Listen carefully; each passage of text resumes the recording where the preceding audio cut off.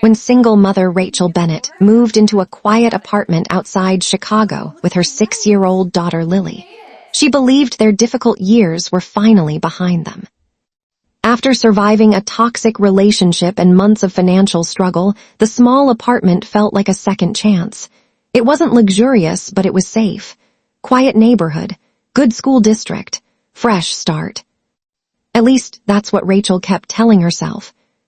Before we go deeper into tonight's story, tell us in the comments where you're watching from, and if stories like this pull you in emotionally, subscribe now because the ending of this one will stay with you long after it's over. The first drawing appeared 3 weeks after they moved in. Rachel found it lying on the kitchen table while cleaning up after dinner. Crayons scattered everywhere, stick figures, a park, their apartment building, normal things children draw every day. Except for the man standing in the corner. Tall, black coat, no face. At first, Rachel barely thought about it. Who's that supposed to be? Lily answered casually, without even looking up from her coloring book. The man in the hallway. A strange chill moved through Rachel instantly. What man? The one that watches our door sometimes. Rachel forced herself to smile. Parents learn quickly not to panic over every strange thing children say. Imaginary friends, bad dreams, monsters under beds. Most of the time it means nothing. Still, something about Lily's tone bothered her. Not playful. Not imaginative. Matter of fact. Rachel checked the hallway that night before locking the apartment door. Empty, quiet, nothing unusual. But over the next few weeks, the drawings continued. Every single one included the same man. Standing outside windows. Across parking lots. Inside crowds. Always watching. And every time Rachel asked about him, Lily gave the same answer. He's looking for somebody. At first, Rachel assumed Lily was processing emotional stress from their move. Their previous year had been chaotic after Rachel escaped an emotionally abusive relationship with Lily's father, Marcus. Therapy had already helped Lily with anxiety and night terrors. The drawings felt connected somehow. Until Lily started describing details Rachel never told her. One afternoon, while grocery shopping, Lily suddenly froze near the checkout line and whispered. He used to stand outside Grandma's house too. Rachel's heart nearly stopped. Her mother's house was 3 states away. Lily had never mentioned seeing anyone there before. That night Rachel couldn't sleep. She searched through old security footage from her mother's home camera system online, mostly to calm herself down and prove none of this was real. But around 2:17 a.m. on footage recorded almost 7 months earlier, Rachel noticed something. A tall man wearing a dark coat standing across the street. Watching the house. Rachel stared at the screen in disbelief. The image quality was terrible, grainy, distant, but the silhouette looked disturbingly similar to Lily's drawings. Her stomach tightened. The next morning Rachel confronted Lily carefully again. "Sweetheart, how long have you been seeing him?" Lily shrugged quietly. "Since Daddy got angry." Rachel froze. Marcus. They had left him nearly a year ago after one violent argument Rachel still struggled to talk about openly.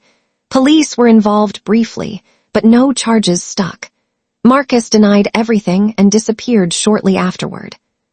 Rachel never told Lily the full details of why they left. But children notice more than adults realize. Then Lily said something Rachel would never forget. "He doesn't like Daddy." That was the moment fear stopped feeling irrational. Rachel contacted police the next day. At first, officers treated the situation cautiously but politely. There was no direct threat, no confirmed stalking, no clear evidence of danger. Just a child's drawings. Until Detective Aaron Cole saw them. The moment he looked at Lily's pictures, his expression changed completely. Especially one drawing. A sketch showing the faceless man standing beside a bridge near water. Aaron asked Rachel where Lily saw that location.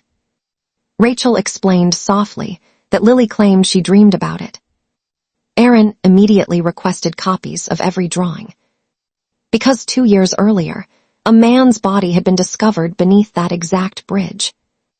An unsolved homicide. The victim had never been publicly identified.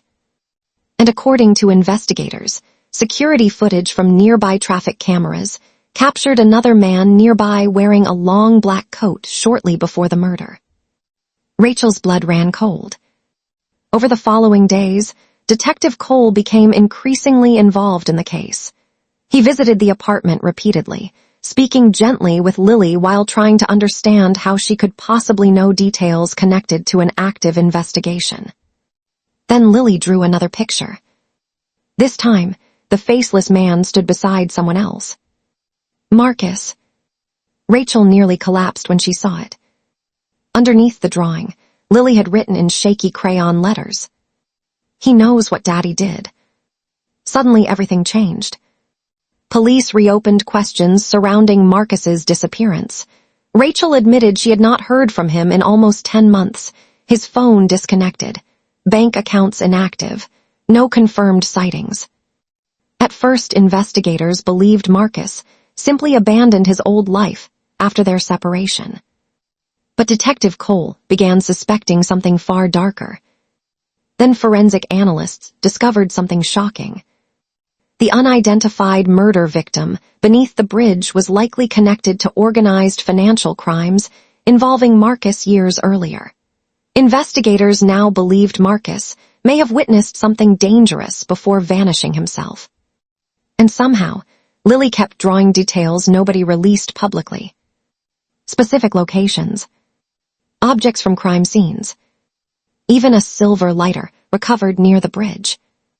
Rachel's fear slowly transformed into something unbearable.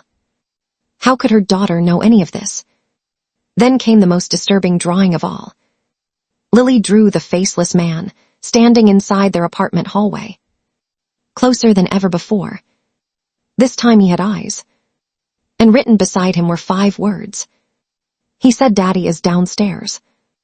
Rachel immediately grabbed Lily and locked herself inside the apartment. Police arrived within minutes. Officers searched the entire building carefully. Then they found him.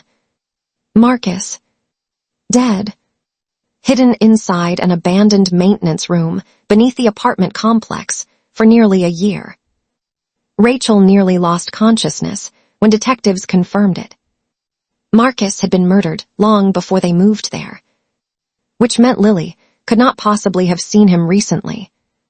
And yet somehow, she knew exactly where he was. The investigation exploded nationally after news leaked online. Psychologists debated trauma responses. Paranormal investigators flooded social media. News stations questioned whether Lily somehow witnessed something impossible. But Detective Cole privately believed something else entirely. Marcus's killer had likely stalked Rachel and Lily for months after the murder to ensure they knew nothing about his crimes. The man in the black coat was real. Very real.